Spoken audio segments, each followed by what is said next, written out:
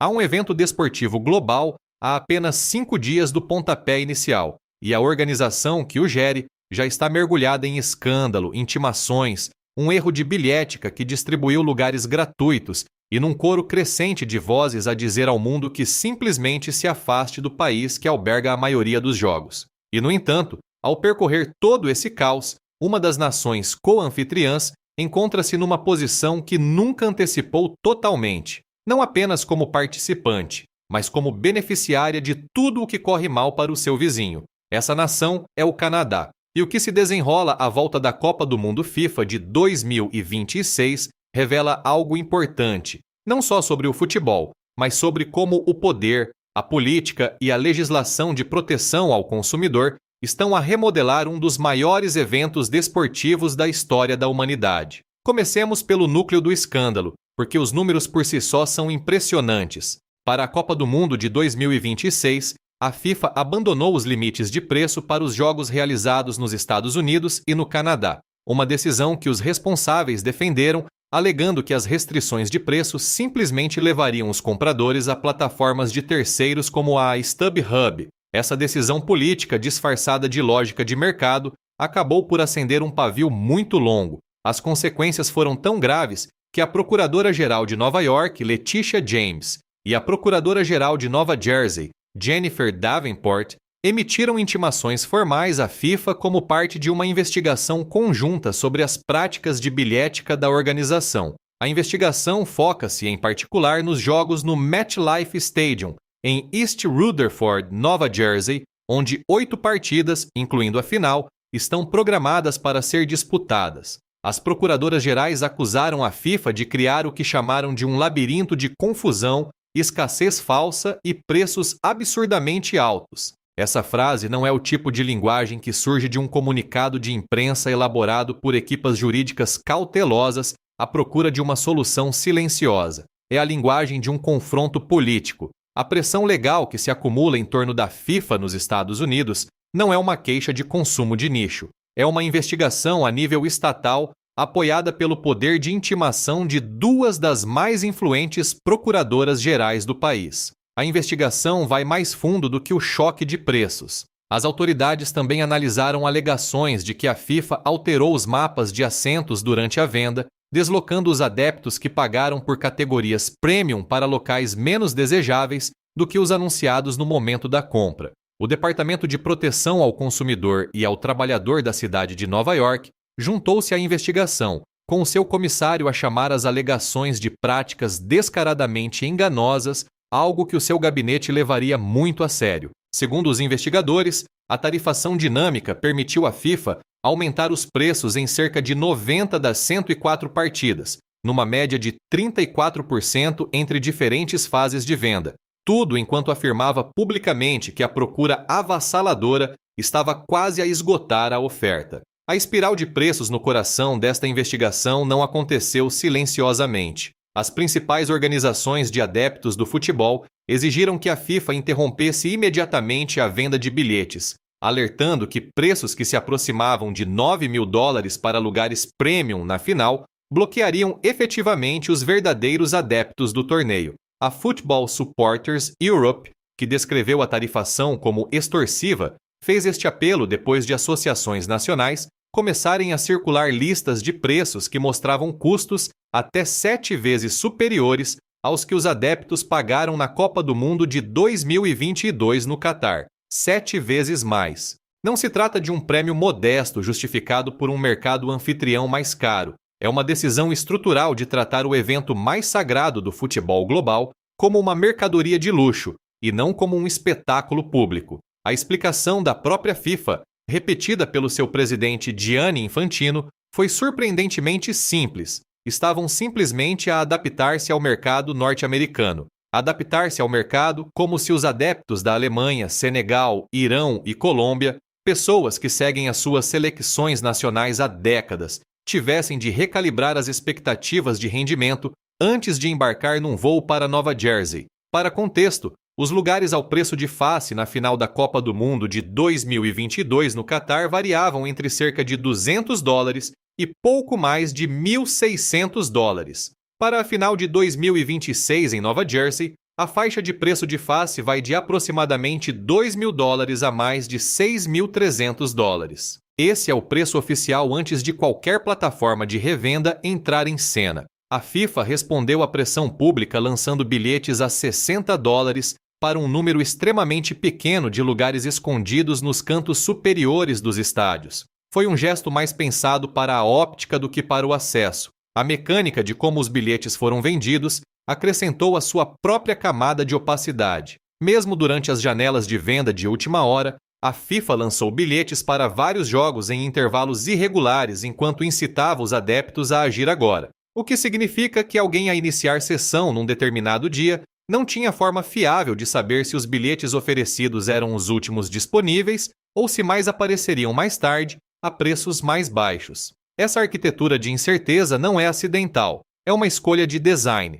Enquanto isso, a ilusão de escassez foi desmontada publicamente por um acadêmico. Um professor de economia da Universidade de Boston, Florian Eder, publicou um mapa de assentos no XCIs mostrando grandes blocos contíguos de bilhetes não vendidos, desconstruindo diretamente a narrativa da FIFA sobre a procura a drenar a oferta. Quando um economista com um mapa de assentos pode envergonhar um órgão de governação global na semana que antecede a abertura de um torneio, o problema de credibilidade não é menor, é fundamental. Agora sobreponha-se o erro. Um erro de tarifação na plataforma oficial de bilhética da FIFA listou determinados bilhetes da categoria 2 para o jogo do Canadá em Toronto, a um valor negativo de cerca de $2.000. Os adeptos que adicionaram outros jogos da Copa do Mundo em Toronto ao carrinho puderam deixar esse saldo negativo compensar o total, reduzindo o cargo final a 0. Cerca de 60 pessoas descobriram isto, concluíram a compra,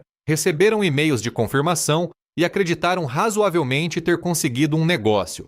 A FIFA contactou esses adeptos pouco depois, confirmando que as reservas tinham sido canceladas devido a um erro de processamento de pagamento. Esses 60 adeptos receberam então apenas 7 dias para pagar o preço original completo, ou perder os lugares de forma definitiva. O erro surgiu num momento particularmente sensível para uma organização já criticada pelos longos tempos de espera virtuais, atualizações de disponibilidade pouco claras e tarifação dinâmica que já tinha empurrado alguns bilhetes de partidas para milhares de dólares antes de a maioria dos adeptos conseguir sequer entrar na sala de espera. Para completar o catálogo de disfunções, em abril, a plataforma oficial de revenda da FIFA listou 4 lugares para a final no MetLife Stadium, a quase $2,3 milhões cada. 4 bilhetes para um evento desportivo, não para uma ilha privada, não para um imóvel, listados a preços que ultrapassam o valor médio de uma casa na maioria das cidades norte-americanas. Quer fosse por erro ou por alguma forma de posicionamento de mercado, o sinal para os adeptos comuns era inequívoco. Este torneio não foi construído para eles. Tudo isto seria suficientemente prejudicial para a reputação da FIFA em qualquer ambiente político. Mas a Copa do Mundo de 2026 não decorre num ambiente político neutro. Está a decorrer na América de Trump. E esse contexto transformou o que poderia ter sido apenas uma história de proteção ao consumidor num assunto com peso geopolítico real. É aqui que a posição inesperada do Canadá começa a ganhar forma. A Anistia Internacional emitiu um alerta formal detalhando que os Estados Unidos, sob o presidente Trump, enfrentam o que descreveu como uma emergência de direitos humanos, marcada por políticas de imigração discriminatórias, detenções em massa e prisões arbitrárias por agentes federais mascarados da ICE e de outras agências. A organização sinalizou especificamente que milhões de adeptos de futebol que assistam à Copa do Mundo de 2026 corriam o risco de confrontar o que chamou de ataques preocupantes aos direitos humanos. Não se trata de um comentário de um think tank partidário. É a organização de direitos humanos mais reconhecida mundialmente a assinalar formalmente o país anfitrião principal de um grande evento desportivo internacional como um local de preocupação ativa, semanas antes do jogo de abertura. As proclamações da administração Trump, que restringem a entrada de nacionais de 39 países, adicionaram uma barreira direta e prática à presença. Adeptos da Costa do Marfim, Haiti, Irão e Senegal, todos qualificados para o torneio, estão sujeitos a proibições de viagem e ficarão legalmente impossibilitados de assistir a quaisquer jogos da Copa do Mundo em solo americano, a menos que já tenham obtido vistos antes de a proibição entrar em vigor. Pense nisso por um momento. 4 das 48 nações neste torneio têm adeptos que são legalmente proibidos de ver a sua equipa jogar na maior parte do país anfitrião. O presidente da FIFA prometeu a Copa do Mundo mais inclusiva da história. O governo dos Estados Unidos assegurou que essa promessa não pode ser cumprida, pelo menos não no seu território. Vários legisladores europeus e figuras proeminentes do futebol apontaram as tarifas de Trump, as suas declarações de política externa expansionista e a repressão agressiva à imigração como razões para que os adeptos internacionais reconsiderem viajar para os Estados Unidos. Essas preocupações chegaram aos níveis mais altos da memória institucional do futebol. O antigo presidente da FIFA, Sepp Blatter, citou um especialista anticorrupção que aconselhou os adeptos a manterem distância, acrescentando que, ao chegar, qualquer pessoa que falhasse em satisfazer os oficiais de imigração poderia esperar ser enviada diretamente ao próximo voo de regresso. Quando um antigo presidente da FIFA, uma figura com a sua própria história complicada, endossa publicamente um aviso de boicote, o sinal enviado à comunidade internacional do futebol é impossível de ignorar. Relatos de que agentes da ICE poderiam assistir a jogos da FIFA para verificar a prova de situação legal dos espectadores geraram alarme particular. O advogado suíço Mark Pief, especialista em crimes de colarinho branco e anticorrupção, enquadrou isto nos termos mais duros. Se considerarmos tudo, há apenas um conselho para os adeptos: mantenham-se longe dos EUA. O executivo da Federação Alemã de Futebol, Oliver Bierhoff, levantou publicamente a questão de um boicote, dizendo que genuinamente se perguntava quando chegaria o momento de o considerar concretamente e que, para ele, esse momento já havia chegado. Nenhum boicote formal materializou-se. A FIFA tem enorme poder financeiro sobre as federações nacionais e nenhuma ainda se mostrou disposta a sacrificar a sua participação. Mas o sentimento é real, está disseminado e já está a redirecionar decisões de adeptos. Um adepto alemão disse a Reuters: "Tenho medo de não ser autorizado a entrar no país. Decidi voar para o Canadá, no máximo, mas não para os EUA." Essa única citação carrega um mundo de implicações. Um adepto disposto e qualificado a assistir ao torneio, com os recursos, tempo e paixão para viajar internacionalmente para o futebol, está a traçar deliberadamente uma linha geográfica na fronteira canadense. E isso leva-nos ao que o Canadá realmente pode ganhar, e à realidade genuinamente complicada do que realmente custa albergar este torneio. O Canadá alberga 13 jogos no total, repartidos entre Toronto e Vancouver. Toronto será sede de 6 jogos, incluindo a partida de abertura do Canadá contra a Bósnia e Herzegovina, o primeiro jogo da história da Copa do Mundo masculina, disputado em solo canadiano. Vancouver será sede de 7 jogos, incluindo partidas dos oitavos de final e dos quartos de final, com 2 das partidas da fase de grupos do Canadá lá também. Para um país que historicamente assistia às Copas do Mundo de fora e onde o futebol tem sido descrito como o desporto que mais cresce na nação, o peso simbólico de albergar é difícil de exagerar. A seleção masculina do Canadá qualificou-se pela última vez para a Copa do Mundo em 1986. Essa é uma lacuna de 40 anos. A ideia desses jogadores entrarem em campo no seu próprio país à frente dos seus adeptos pela primeira vez em 4 décadas tem uma força emocional genuína. As projeções econômicas são significativas, embora economistas credíveis as enquadrem com honestidade. Analistas projetaram que a Copa do Mundo produzirá um aumento mensurável no PIB do Canadá, impulsionado pelo turismo e gastos em hospitalidade, com ganhos do turismo internacional estimados entre 1.000 milhões e 5.000 milhões de dólares, e aumento dos gastos internos estimado entre 500 milhões e 1.500 milhões de dólares. O economista-chefe Doug Porter foi direto ao notar que o impacto real tende a ser relativamente modesto e representa um impulso de gasto de curta duração, não uma transformação estrutural. A própria avaliação encomendada pela FIFA foi mais otimista, estimando que a preparação e a realização da Copa do Mundo contribuirão até 3.800 milhões de dólares canadianos para a produção econômica positiva, incluindo 2 mil milhões de dólares canadianos adicionados ao PIB, 1.300 milhões de dólares canadianos em rendimentos laborais, 700 milhões de dólares canadianos em receitas governamentais e a criação e preservação de 24.100 empregos. O governo da Colômbia Britânica projetou que o evento geraria mais de 1.000 milhões de dólares em receitas turísticas nos 5 anos seguintes aos Jogos. O argumento de legado de que albergar coloca Vancouver num mapa global de formas que pagam dividendos muito depois do apito final. Mas uma investigação do Globe and Mail sobre os acordos das cidades anfitriãs acrescenta um contrapeso crucial.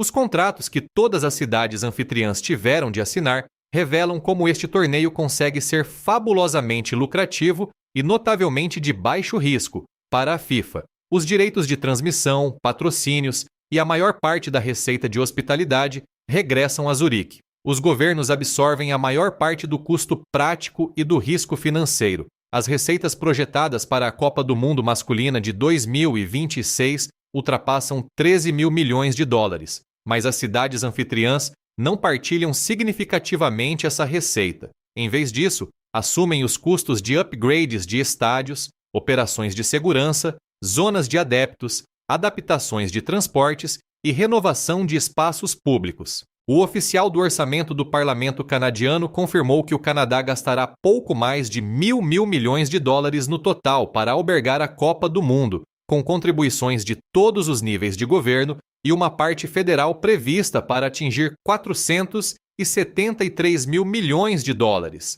Isso equivale a uma média de 82 mil milhões de dólares por jogo, para um torneio cuja receita global regressa à Suíça. Toronto e Vancouver registraram também alguns dos maiores estouros de custos de qualquer cidade anfitriã no torneio, impulsionados pela inflação, upgrades exigidos pela FIFA, expansões temporárias de lugares e requisitos de segurança muito superiores ao inicialmente estimado. E ainda assim, a disfunção na parte americana do torneio pode estar a conduzir mais tráfego internacional, mais atenção mediática e mais percepção global simpática para as cidades canadianas anfitriãs do que ninguém previa. O adepto alemão que decide voar para Toronto em vez de Nova Jersey não é uma abstração. Ele representa um segmento real da audiência global de futebol a recalibrar os planos de viagem em tempo real, impulsionado não por qualquer campanha de marketing canadiana, mas pelas condições políticas americanas. A crise de bilhética também se manifestou de forma diferente no Canadá.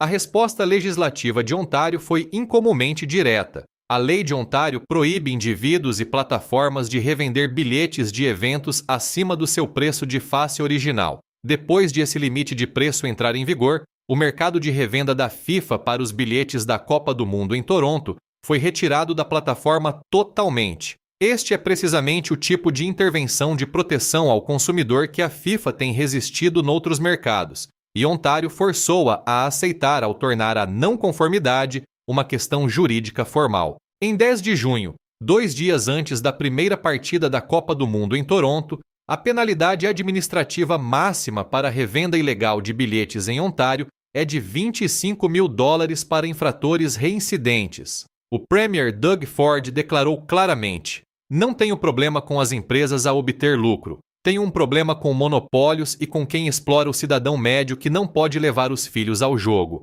A província foi ainda mais longe. Ontário advertiu a FIFA diretamente de que poderia enfrentar uma multa de até 250 mil dólares por não conformidade com a sua legislação de revenda, depois de observar que alguns bilhetes para o jogo do Canadá contra a Bósnia e Herzegovina estavam listados na própria plataforma da FIFA acima do preço de face. Um governo provincial, a emitir um aviso de $250 milhão à entidade mundial de governação do futebol, uma semana antes do início da Copa do Mundo no seu próprio solo, não é um momento regulatório rotineiro. É um sinal de que o Canadá não está simplesmente a deferir à autoridade comercial da FIFA. O desafio prático para Toronto é que os escândalos de bilhética não produziram estádios lotados. Num torneio definido pelo que a FIFA alegou ser uma procura de mais de 500 milhões de bilhetes contra apenas 6 a 7 milhões disponíveis, milhares de lugares para as partidas de Toronto permanecem por vender à medida que a contagem decrescente se acelera. Um comentador de futebol descreveu a situação como o maior torneio do planeta a deixar a base de adeptos dedicada de Toronto ao frio, excluída por um sistema que, simultaneamente, alega uma procura histórica. Esse paradoxo, inacessível e ao mesmo tempo não vendido, é a expressão mais pura do que realmente é o escândalo de bilhética da FIFA. Não é uma falha de oferta e procura, é uma falha de filosofia de tarifação. Quando abandonas os limites de preço em nome da eficiência de mercado e depois usas tarifação dinâmica, sinais de disponibilidade opacos e plataformas de revenda em camadas para extrair a máxima receita de cada lugar, pode simultaneamente produzir sessões vazias visíveis num torneio observado globalmente, enquanto afirmas publicamente ter recebido 500 milhões de pedidos de bilhetes. Os lugares não ficam vazios porque os adeptos não os querem. Ficam vazios porque os adeptos não podem pagar. E numa cidade que aprovou a lei anti-scalp mais forte da América do Norte, especificamente para resolver este problema, a causa raiz, as decisões de tarifação principais da FIFA, permanecem totalmente intocadas por essa legislação. Alguns bilhetes revendidos para partidas de Vancouver e Toronto ainda foram vendidos por dezenas de milhares de dólares em plataformas secundárias. Uma família de 3 de Vancouver encontrou-se completamente excluída. Os bilhetes que conseguimos encontrar custam entre 800 e 1.000 dólares por pessoa, e somos 3. O custo de acesso ao que a FIFA está a comercializar como uma celebração global partilhada do futebol equivale nas cidades anfitriãs do Canadá aproximadamente a 1 mês de renda. Não é coincidência de condições de mercado. É a consequência de um órgão regulador que decidiu que o teto comercial da Copa do Mundo importa mais do que a sua promessa cívica, o que torna a posição do Canadá genuinamente complicada e verdadeiramente digna de observação é que ele é simultaneamente beneficiário e vítima da mesma falha sistêmica. O Canadá beneficia da inhospitalidade política dos Estados Unidos para os adeptos internacionais, do aparato de imigração que encaminha os adeptos europeus e do sul global para os recintos canadenses, e da sensação geral de que Toronto e Vancouver são lugares mais seguros, mais juridicamente responsáveis e mais acolhedores para assistir a um jogo do que as cidades americanas, onde a aplicação federal de imigração está presente ao fundo dos eventos públicos. O Canadá também beneficia da participação da sua própria seleção nacional e do facto histórico de que, pela primeira vez em 40 anos, um jogo da Copa do Mundo masculina será disputado em solo canadiano. Mas o Canadá também é, em parte, coautor das suas próprias frustrações. Os seus acordos de cidades anfitriãs cedem o controle da receita a Zurique. Os seus estádios estão a ultrapassar o orçamento. Os seus adeptos estão a ser excluídos por um sistema que Ontário luta contra com multas crescentes, enquanto a FIFA continua a testar se a aplicação é séria. E a história de bilhética mais destacada do Canadá na semana antes do torneio não é a narrativa de um país cujo futebol finalmente chega ao palco mundial. É a história de 60 adeptos que pensavam ter conseguido lugares gratuitos